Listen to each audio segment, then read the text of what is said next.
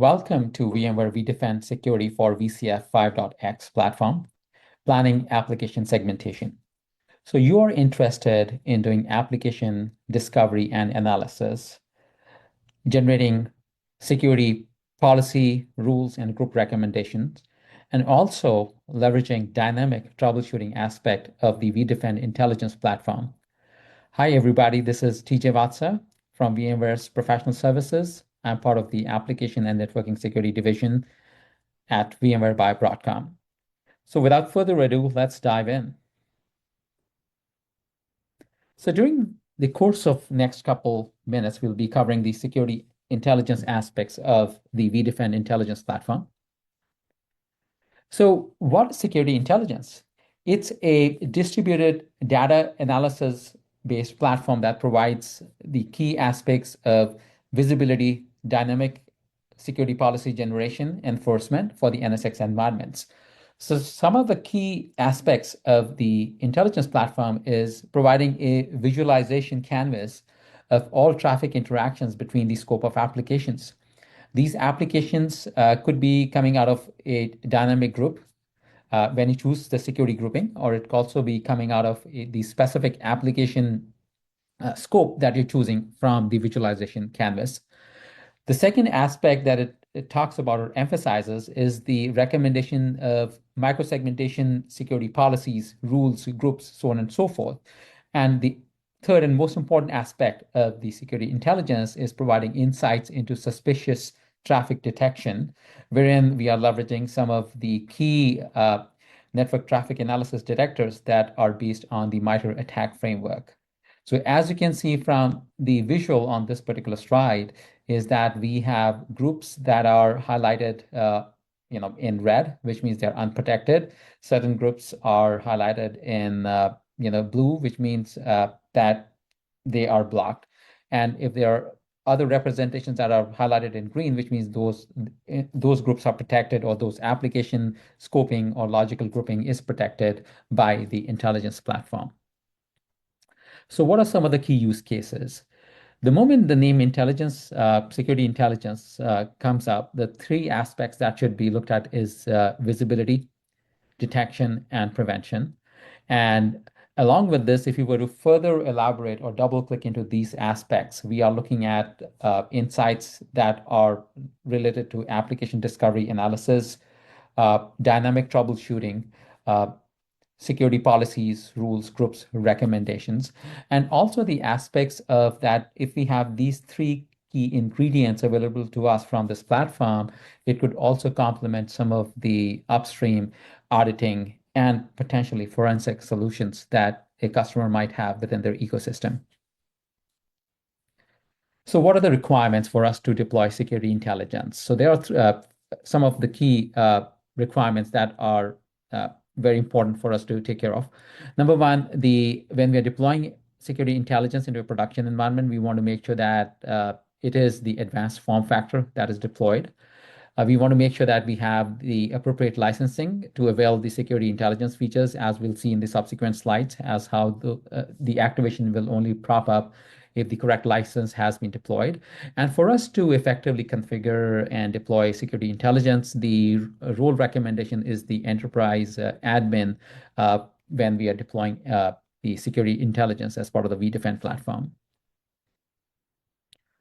To activate security intelligence, essentially, once we have the right licensing in place, we get to the systems menu on the NSX manager, and from the sidebar, we'll be selecting the key, NSX application platform as a submenu. And once we get to that particular submenu, we'll see different tiles. And if the license has been activated, if we have the correct license, we'll see the tile for the NSX intelligence prop-up, as you can see the tile being highlighted on the right-hand side of this chart. So once the activation process is run, there are certain pre-checks that need to be kept in mind and that are validated before we could activate the NSX intelligence feature of the Vdefend platform. Once we have activated the intelligence competency of the Vdefend platform, there are different ways to kind of check the validity of the activation. Number one, we could run kubectl commands. Case in point, we can say kubectl get pods and of the NSX platform, NSXi platform, and we'll see a listing of pods, where we'll have where the intelligence platform has been deployed. The equivalent command could also be napk get pods. That'll also do the same functionality or capability as the kubectl commands. We can also do kubectl describe pods, a specific pod within the NSXi platform, NSXi standing for NSX Intelligence Platform. And then we could also review the logs of a specific pod by issuing the kubectl log, or we could also do the equivalent napk, which is nap-k logs, by giving the pod name and then the rest of the command. So both kubectl commands and the napk commands could be leveraged to get the details about the configuration details of the platform and also the health of the platforms. All right, once the NSX intelligence platform has been activated, the next thing is that we want to make sure that we are collecting data from the right compute nodes or the compute clusters. So to accomplish that, we get to the systems menu from the top bar, and then on the side menu, we choose NSX Intelligence. And at which point it'll give us a listing of all the clusters that are available to us, wherein we want to activate the intelligence data flow collection. So to accomplish that, we want to make sure that we are activating the collection status of the corresponding clusters. In this case, we've activated the collection status of the compute and the management cluster. Once this has been activated, and the next step would be to ensure that in the intelligence platform, when we look at the visualization canvas, we will be able to generate and look at the collection status or the flow data of coming out of these two specific clusters, in this case, compute cluster as well as the management cluster. All right, here's the first view of the visualization canvas. So essentially, how do we navigate to the visualization canvas? One option is that we get to the system menu, and then on the top bar, and then from the side menu, we can choose NSX Intelligence, and then click on the or the NAP platform, NSX Application Platform, and then click on the intelligence tile. The other option is to go to Plan and Troubleshoot from the top menu, which is being shown here, and then from the side menu, we will be selecting Discover and Take Action, at which point we would be presented with the visualization canvas, what you're seeing on this particular slide. And once this canvas is made visible, we could choose as to where do we want to run the analysis. We could either run it on compute, wherein we'll be giving a specific application name. In this case, we've chosen the drop down as the compute and chosen the specific application SA-app-01. Or the other option is that we could also go ahead and choose groups and choose the appropriate group, wherein we'll see the flow details, the traffic flow details of all the members that are active, that have active membership in that group, and how the traffic flow is occurring between the members of that group and the other ecosystem applications that those particular applications or group members are interacting with. So moving on, if you were to click on the specific flows, if you want to see what are the source, what are the destinations, what kind of services are being provided, what is being protected, unprotected. So if you were to click on the specific interaction traffic lines on the previous, what we saw on the previous slide with regards to the visualization canvas, we will get insights similar to what we are seeing over here. And now this is a very powerful tool, because sometimes if we are troubleshooting aspects of traffic flows between applications where certain traffic is being blocked or dropped, or it's allowed, it's a very powerful tool to see as to what's the interaction between the source and destination of that specific endpoints between that traffic flow. So this is a graphical visualization of what that could look like, of the active flows between the source and the destination that are being represented on the visualization canvas. The other aspect is that we could also generate recommendations. So once we go to Plan, Troubleshoot, Discover, the specific applications, we could also make sure that we are able to provide details on the recommendations. So for recommendations, we can choose the specific scope of the applications that for which we want to generate recommendations. So when we generate recommendations, we are provided with a list of options that we could choose from. Number one, we could give recommendation a name as to is it a recommendation for a specific application. We could also put in the date timestamp so that if you want to run that recommendation on a periodic basis, we can compare and contrast as to what did the recommendation look like the previous time it was run and what it's going to be looking like now or sometime in the future. So that's first aspect. We can give it a name, description that is useful going forward. We also select the scope of the entities that would be included for the recommendation to be generated. In this case, on the schematic, we see that 4 VMs have been selected. You could choose the scope from the visualization canvas. So there's a scoping tool on the right-hand side of the scoping canvas. We can use that tool to include or exclude specific VMs or specific flows that we want to include or we do not want to include as part of the recommendation generation. Next is we want to generate the time range. Do we want to, so the time range could go as back as 30 days in time. We could also run it for 1 hour, last couple of hours, days, weeks, maximum 30 days. Once the time range has been specified, we could also choose what kind of connectivity strategy do we want to use? Do we want to use all traffic or do we want to use, exclude certain traffic? What kind of recommendations do we want to generate? Are these compute-based recommendations or IP address-based recommendations? The other very powerful feature is the group reuse threshold.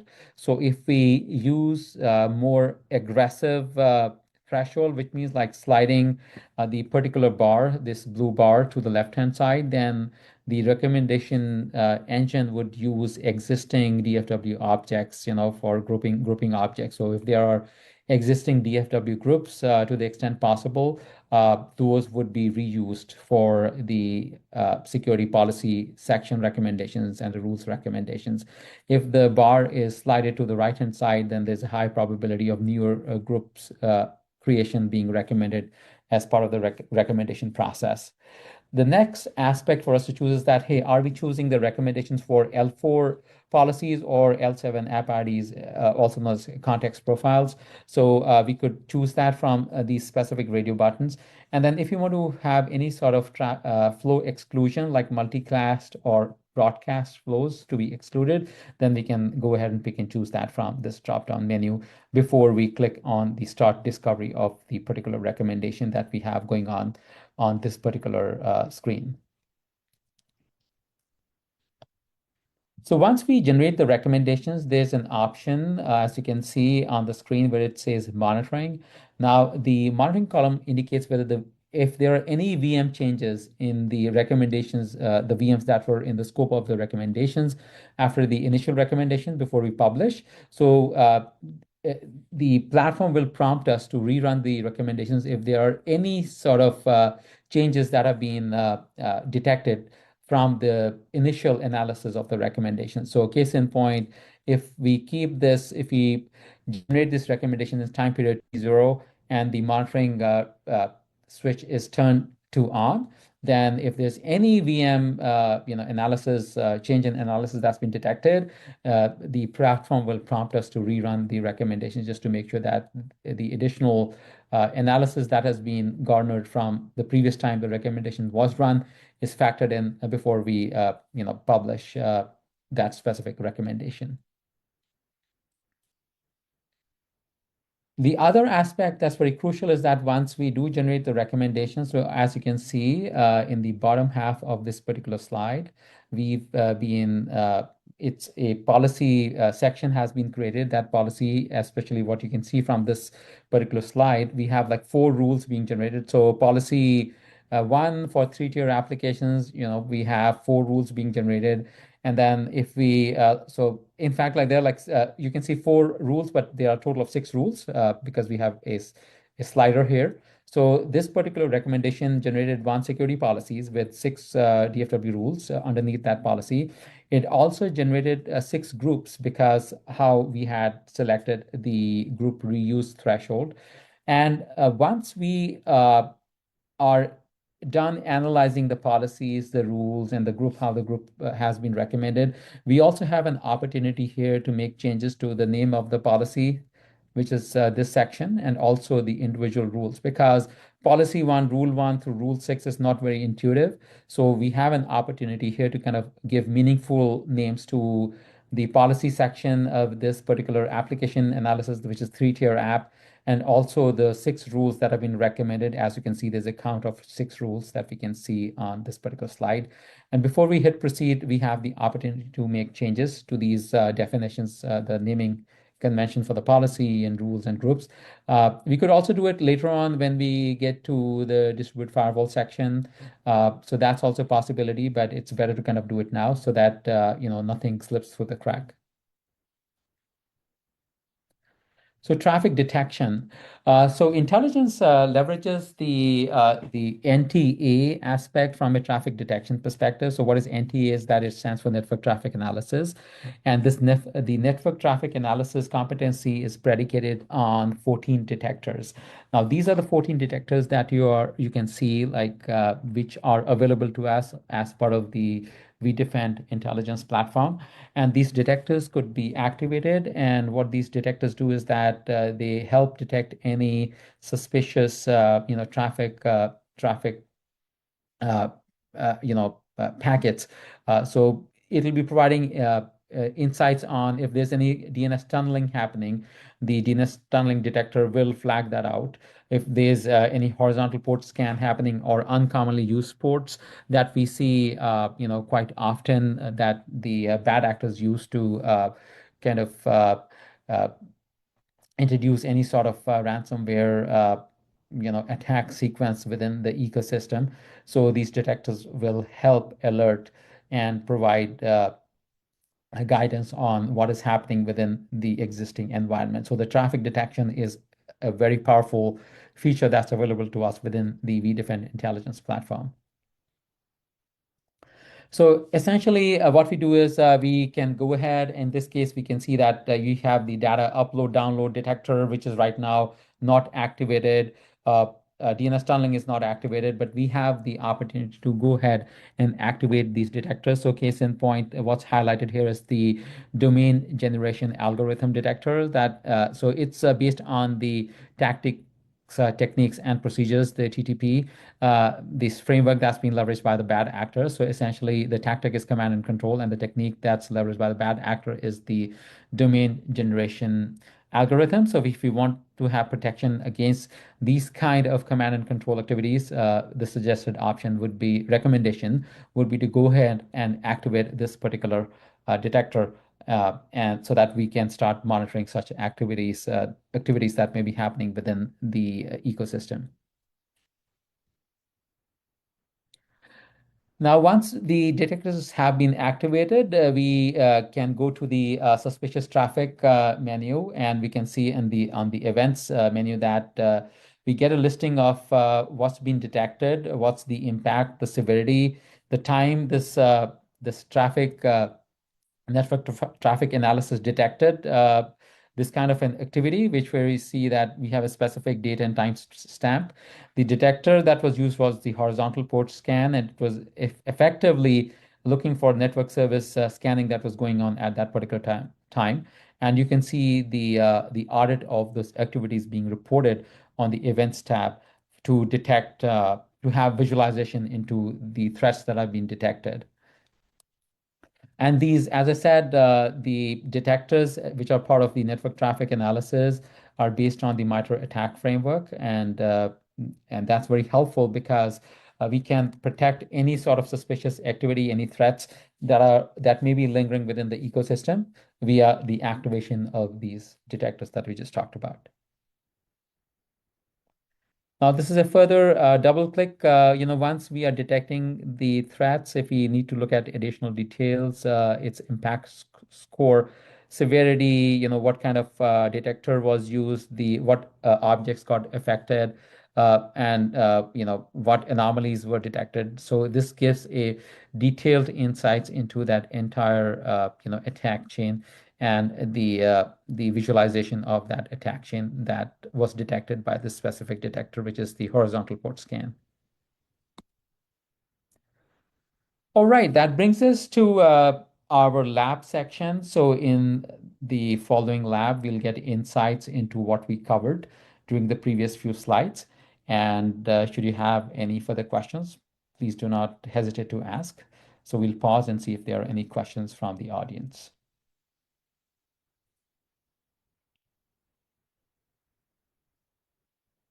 If not, thanks everybody. I hope you have a good time test driving the lab on the topics we just covered. Should you have any questions, please do not hesitate to ask for assistance. Thank you once again and enjoy test driving the lab. Thanks again.